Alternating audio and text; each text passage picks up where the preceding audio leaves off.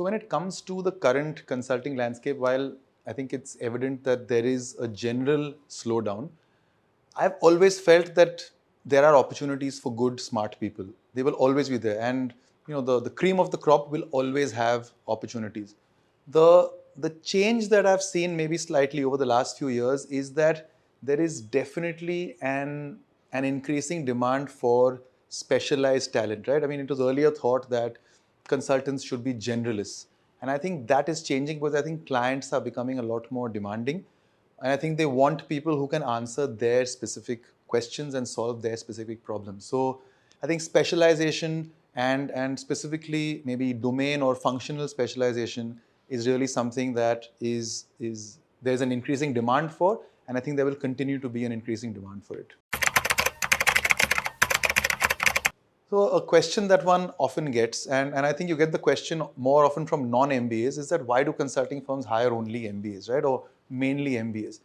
And that is largely true. And the reason why it is because of more than the skill set, the mindset that a fresh MBA brings. So most MBAs do come with some work experience. They will have some domain specialization. But I think more than that, they come with a broader range of knowledge than maybe a more specialized master's graduate. And they come equipped with problem solving skills, and they come equipped with the problem solving mindset. The good thing, and when you're in it, the tough thing in an MBA program is the rigor, right? The challenge. And I hear this from students. In fact, I heard it from students just today, that there's so much to do, there's no time to sleep. The courses and projects and assignments are coming at us thick and fast. So where's the time to breathe? And I think that is possibly the greatest reflection of what an MBA, what a consultant's life looks like, right? Problems coming at you thick and fast, problems of different types, and you've just got to find answers. No is not an option, or I don't know is not an option. So I think consulting firms are looking for this sort of problem solving ability, not just work related problem solving, but all kinds of problem solving. And I think an MBA does bring that to the table. In addition, of course, a combination of the ability to communicate, the ability to visualize data, the ability to work with data. I think all of these things make the MBA, the grounding that you get in an MBA, a really attractive package for any good consulting firm. I think, first of all, it's really important to get into consulting or to aspire for consulting for the right reasons, right? You should want to solve problems. You should want to look at perspectives from the outside in. You must want to work with and like to work with and be able to work with numbers. A large part of consulting is analyzing data and then drawing inferences and meaning out of that data. So if you get into consulting for the right reasons, if you have the right skill set, mindset, tool set, whatever you want to call it, then I think the future is very bright. I mean, if you like consulting, if you enjoy it, of course, you can make an entire career in consulting, right? And plenty of firms, plenty of options, plenty of different types of work. So that's one option. Consulting gives you depth, if that's where you want to go. It gives you breadth, if that's where you want to go. And that, just like I said, presents you a bouquet of options.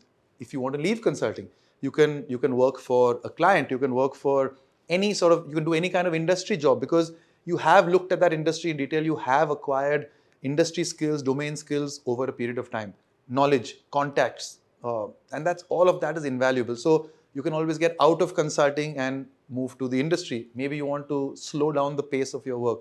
So that always remains an option. As I said, you can stay in consulting, you can move to different types of consulting. You can move from maybe strategy consulting to technology-based consulting. You can move to maybe social impact consulting.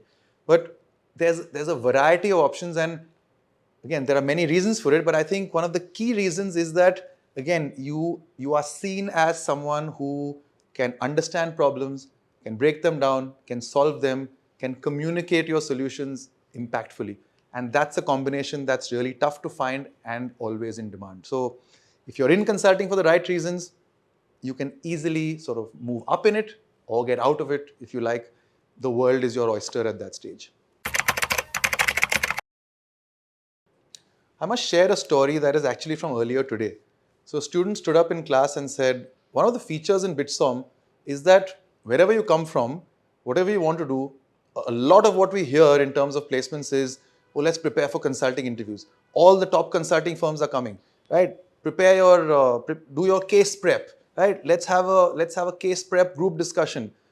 And he almost made it sound like a problem, but it's a problem of plenty, right? The best consulting firms come here. In fact, I work with one of the top consulting firms as well. And just a couple of months ago, I walked into a workshop one morning, and there was a BITSoM alum who I had taught in class just a few months earlier. I mean, it was a pleasant surprise, and I was like, you got to put up with me again.